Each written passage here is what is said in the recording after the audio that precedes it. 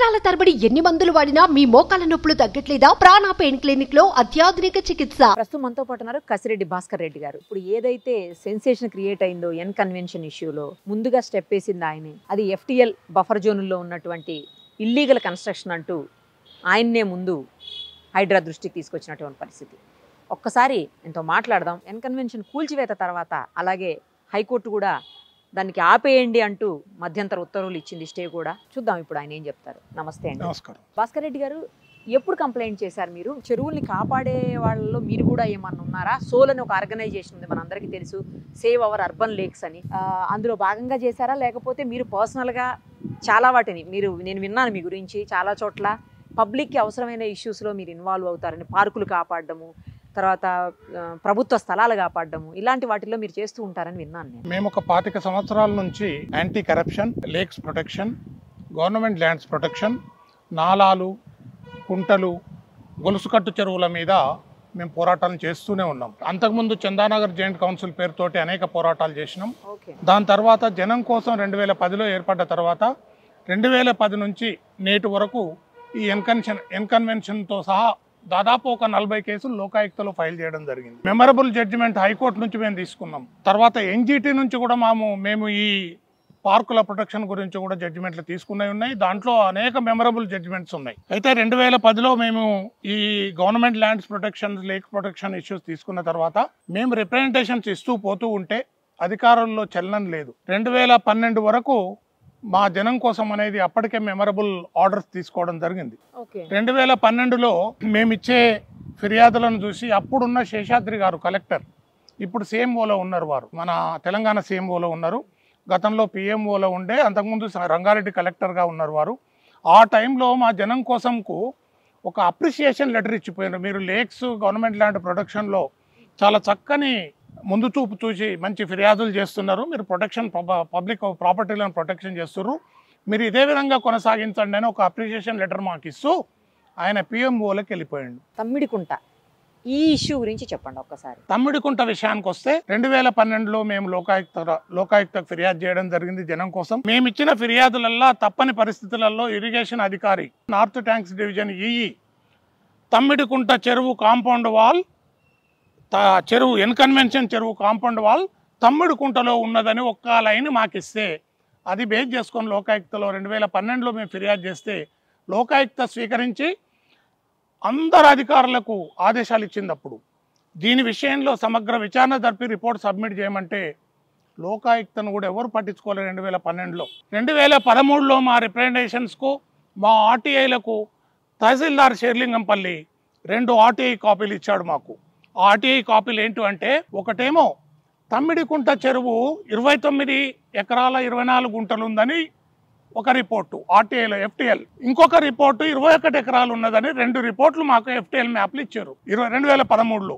మా కేసు అక్కడ జరుగుతూనే ఉంది. ఒక్క కేసు కాదు, 40 కేసులు చెరువుల మీద ఇంకా పెండింగ్ ఉన్నాయి లోకాయుక్తలో. 2010, 2012 నుంచి మేము కోర్టుకు తిరుగుతూనే ఉన్నాం. ఇప్పుడు మీరు చెప్పారు కదా తమ్మిడి చెరువులోకి FTL లెవెల్లోకి ఉందని చెప్పి, అసలు తమ్మిడికుంట చెరువు ఎక్కడి నుంచి ఎక్కడికి ఉంది, తర్వాత ఎన్ని ఎకరాల్లో ఉంది, FTL జోన్ ఎంత, బఫర్ జోన్ ఎంత, ఐడియా ఉందా? లోకాయుక్తలో మా కేసు ఈ మధ్య కాలంలో ఈ 24లో క్లోజ్ చేశారు. ఏమేమి క్లోజ్ చేశారంటే, రంగారెడ్డి అడిషనల్ కలెక్టర్ దీనికి సంబంధించిన పూర్తి చర్యలు తీసుకోవాలి, చెరువును కాపాడాలని చెప్తూ క్లోజ్ చేసేసారు. అందులో ఆశ్చర్యకరమైన విషయం ఏంటంటే, ఈ ఇరిగేషన్ నార్త్ ట్యాంక్ డివిజన్ బుద్ధభవన్లో ఉంటుంది. ఆయన ఏమిచ్చిండు రిపోర్టు లోకాయుక్త కంటే, ఆ ఆర్డర్ క్లోజింగ్ కాపీలో మాకు తల బద్దలైపోయింది. మేము వింటే ఏమిచ్చిండు, 29 ఎకరాల 24 గుంటలు తమ్మిడి చెరువు విస్తీర్ణం ఉంది. ఇందులో 3 ఎకరాల 30 గుంటలు FTL బఫర్ జోను ఎన్కన్వెన్షన్ ఉంది. ఈ రిపోర్టు లోకాయుక్త క్లోజింగ్లో ఇచ్చిన తర్వాత అది బేస్ చేసుకొని 2013లో ఇచ్చిన 2 FTL మ్యాపులు తీసుకొని లోకాయుక్త క్లోజింగ్ రిపోర్టు, అంతకుముందు ఇరిగేషన్ ఇచ్చింది, గతంలో ఆ చెరువు మీద పెట్టిన కొన్ని FIRలు, తహసీల్దార్పై అన్నీ తీసుకుపోయి 20వ తారీఖు నాడు రంగనాథ్ గారికి మేము తిరిగి కంప్లైంట్ చేస్తే మరి వారు కూడా మొదలు ఏమన్నారంటే, ఈ ఒక్క కాంపౌండ్ వాలే వస్తుందా అని అంటే, చూడండి సార్ ఆర్డర్ కాపీ చూడండి అంటే, ఆయన చూసి ఆశ్చర్యపోయిండు. 2021లో ఇరిగేషన్ వాళ్ళు వేసిన రిపోర్టు ఆ రోజు నుంచి ఈ రోజు వరకు మరి 3 ఎకరాల 30 గుంటలు కబ్జాలో ఉంది, 29 ఎకరాల 24 గుంటలు చెరువు విస్తరణ అని చెప్పిన వాళ్ళు ఎందుకు చర్యలు తీసుకోలేదు అని చెప్పి. అంటే మొత్తం కన్వెన్షన్ అంతా కూడా దీంట్లో ఉంది, FTL లో. కన్వెన్షన్ అవతల కూడా ఇక్కడ నీళ్ళకే వస్తుంది, అవతల కూడా ఇప్పుడు కట్టిన బిల్డింగులు ఉన్నాయి కదా, దాని మీద మా దగ్గర ఆధారాలు ఉన్నాయి, వాటి మీద కూడా క్రిమినల్ కేసులు పెట్టారు రెవెన్యూ వాళ్ళు అప్పుడు కడుతుంటే FTL బౌండరీలు తీసేసారని. అంటే ఎన్ కన్వెన్షన్ తో పాటు దాని చుట్టుముట్టున్నాయి. అసలు మీకు ఒక విషయం చెప్తా నేను, ఎన్ కన్వెన్షన్ పక్కకు బండి ఉంది, చెరువు కట్ట. ఈ కట్ట పూర్తి స్థాయిలో నింతే బఫర్ జోన్ ఎక్కడొస్తుంది తెలుసా? శిల్పకళా వేదిక శిల్పారామంలో నీళ్లు నిల్వాల. ఇది చూడండి, ఇది చెరువు. మరి ఇప్పుడు ఒక 5 సెంటీమీటర్ల హైటెక్ సిటీలో వర్షం పడితే ట్రాఫిక్ ఎందుకు జామ్ అవుతుంది? రోడ్ల మీదకి నీళ్ళు ఎందుకు వస్తున్నాయి? తమ్మిడి చెరువు, దాని పక్కకున్న కాయదమ్మ కుంట, దాని ఇటు పక్కన ఉన్న మేడికుంట, ఖానమెట్లో ఉన్న మేడి, ఇవన్నీ కబ్జాలు అయిపోయినాయి. ఇవన్నీ కేసులు ఉన్నాయి. ఒక్కొక్కటి చూపిస్తాను నేను. ప్రతి దానికి సంబంధించిన వివరాలు నా దగ్గర ఉన్నాయి. మేము ఫైట్ చేసిన వివరాలు ఉన్నాయి, అందరికి రిప్రజెంటేషన్ ఇచ్చిన ఉన్నాయి, దాని విస్తరణ ఎంత అనేది ఉంది. ఇప్పుడు వచ్చిన హైడ్రా ఏదైతుందో ఈ ప్రభుత్వం చిత్తశుద్ధితో పనిచేస్తుందని జనం కోసం భావిస్తుంది. రేవంత్ రెడ్డి గారు ఏదైతే హైడ్రా కమిషనర్ నియమించిండో ఆయన చాలా చిత్తశుద్ధితో నీతివంతమైన వ్యక్తి. ఆయన అనుకున్నది చెరువులను కాపాడాలా. ఒక్క చెరువును కాపాడితే సరౌండింగ్ 3 కిలోమీటర్ల దూరంలో భూగర్భ జలాలు పెరుగుతాయి. 3 కిలోమీటర్లు రౌండ్. ఇప్పుడు ఇది కోర్టు వరకు వెళ్ళింది, ఆల్రెడీ కోర్టులో ఉంది, మాది ఎక్కడ బఫర్ జోన్లో లేదు, అది పట్టా భూమి, మాది అన్ని రూల్స్కి రెగ్యులేషన్స్కి అనుగుణంగానే ఉంది. ఒకవేళ అలాంటిది ఏమన్నా కోర్టు చెబితే అది బఫర్ జోన్లో ఉందని లేకపోతే FTLలో ఉందని చెబితే మేమే కూల్చివేసుకుంటాము, ఇది మేము ఎక్కడా కూడా తప్పు చేయలేదు అని చెప్పేసి నాగార్జున గారు Xలో పోస్ట్ చేశారు. మ్యాప్ క్లియర్గా ఉంది, 29 ఎకరాల 34 గుంటలు. అందులో కానామేట్ రెవెన్యూ దాంట్లో 3 ఎకరాల 30 గుంటలు వచ్చింది. గురుకుల భూములు, మిగతా ఈ గురుకుల భూములు ఆ 10 ఎకరాలల్లో 3 ఎకరాలు ఇక్కడ పోతే 7 ఎకరాలు గురుకుల ట్రస్ట్ భూములలో పర్మిషన్ ఇస్తారా? ఎట్లా ఇచ్చారు నీకు పర్మిషన్? గురుకుల ట్రస్ట్ భూములు వాళ్ళకి పర్మిషన్ లేవు, కట్టేసుకుంటారు అక్రమ నిర్మాణాలు. నాగార్జున కూడా ఒక్క గజానికి కూడా అక్కడ పర్మిషన్ ఇవ్వడానికి లేదు. ప్రలోభ పెట్టి కోర్టులో కేసు నడుస్తుంది. గురుకుల భూములు అవన్నీ ట్రస్ట్ భూములు అవన్నీ. ఈ గురుకుల 7 ఎకరాలు గురుకుల భూములు కొండా అన్నాడు, నడవదు కదా అది, ఆ డాక్యుమెంటే నడవదు.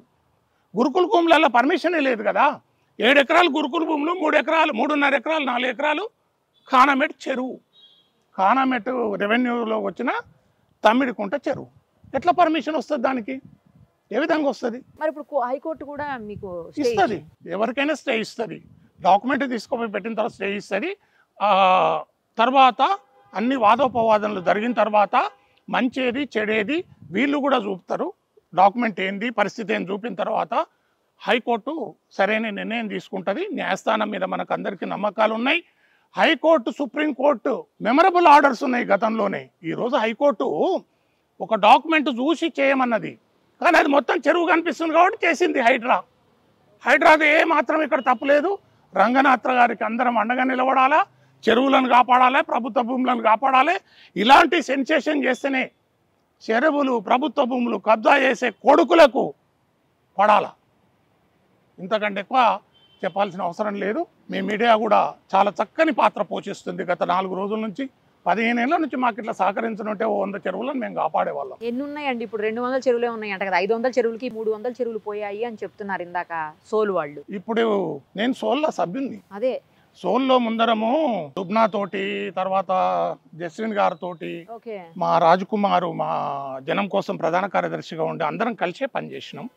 ఆ తర్వాత జనం కోసం 2010లో 2005 నుంచి అది నడిచింది. 2010లో మేము అందరం ఫామ్ చేసినాం. వాళ్ళు చేసే వేదికలతో వాళ్ళు చేస్తారు, మేము చేసే వేదికలతో మేము చేస్తాము. ఒక్కొక్కరి పోయే విధానంలో కొంచెం తేడా ఉంటుంది అంతే. సరే, ఇప్పుడు మొత్తానికైతే ఒక సెన్సేషన్ క్రియేట్ అయ్యింది. హైడ్రా కూడా ఇది మరి అందరూ చాలా మెచ్చుకుంటున్నారు, ప్లస్ పాయింట్ అనే అంటున్నారు. నెక్స్ట్ ఇంకా చాలా మీ దృష్టిలో చాలా ఉన్నాయి, వాటన్నిటిని కాపాడే ప్రయత్నం చేస్తారు అని చెప్తున్నారు కదా మీరు.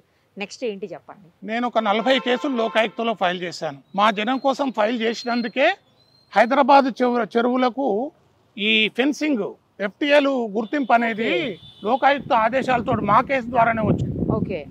తర్వాత ప్రభుత్వ భూములను నేను ఒక 400-500 కోట్ల ప్రభుత్వ భూములను ప్రొటెక్ట్ చేసిన ఇక్కడ 100, 101, 28 గోకుల్ ఫ్లాట్స్ ఇవన్నీ వీటికి సంబంధించిన ప్రభుత్వ భూములకు సంబంధించిన సమాచారం నా వద్ద ఉంది. నా దగ్గర ఉన్న ఫైల్స్ ఒక 100 ఫైల్స్ ఉంటాయి, అట్లనే ఉన్నాయి. ఒక్క ఫైల్ మాత్రమే తీసిన బయటికి. వారానికి 15 రోజులకు ఒక ఫైల్ సెన్సేషన్ తీస్తారు. ఖచ్చితంగా మరో వారం 10 రోజుల్లో మరో సెన్సేషన్ క్రియేట్ చేస్తారన్నమాట భాస్కర్ రెడ్డి గారు. మండే అనుకుంటున్నా, ఒక బహుశా మండే కాకుండా మళ్ళీ మండే వరకు అయితే. మళ్ళా మండే వరకు ఖచ్చితంగా పెద్దవాళ్ళు చిన్న వాళ్ళు గుడిసెలు వేసుకున్న జోలుకోలేదు నేను. అదే ఒక 50 గజాలు ఎవరైనా కబ్జా పెడితే వాళ్ళ జోలుకోలేదు. ఒక బిల్డర్ ఏదన్నా 500 గజాలు ఉండి పక్క ఒక 20-30 గజాలు పెట్టుకుంటే వాళ్ళ జోలుకోలేదు. 500 గజాలు కబ్జా చేస్తే తప్పు. ఒక పేదవాడిది ఒక గుడిసె వేసుకుంటే ఎక్కడ పోలేదు. ఒక అంజయ్ నగర్లో కానీ, ఒక ఎంఏ నగర్లో కానీ, కేశవ నగర్లో కానీ, గౌల్దొడ్డి ఇవన్నీ అప్పుడు మేము అప్పుడు లేఅవుట్లు వేసి ఇచ్చినాయి బీజేపీ గవర్నమెంట్ ఉన్నప్పుడు దత్తాత్రేయ గారి సమక్షం. చూద్దాం, పేదవాడికి సాయం చేయడం కోసం ఇంకొంతకాలం ఇదే విధంగా. ధన్యవాదాలమ్మా. సుమన్ టీవీలో మీ పర్సనల్ అండ్ బిజినెస్ ప్రమోషన్స్ కోసం కింది నెంబర్కి కాంటాక్ట్ చేయండి.